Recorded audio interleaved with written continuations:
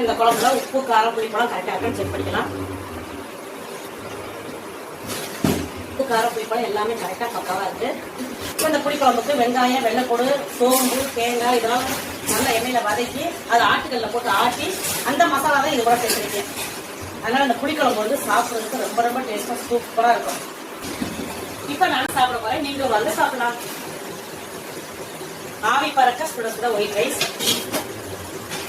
அதுக்கடுத்து பாத்தீங்கன்னா அவரைக்காய் பொரியல். அதுக்கடுத்து பாத்தீங்கன்னா நல்ல ஒரு அருமையான டேஸ்ட்ல மணக்க முருங்கைக்காய், தூக்கல், பச்சை மிளகாய் எல்லாம் போட்டு புளிக்குழம்பு நல்ல ஒரு டேஸ்ட்ல வச்சிருக்கா. இந்த புளிக்குழம்பு இதுல வந்து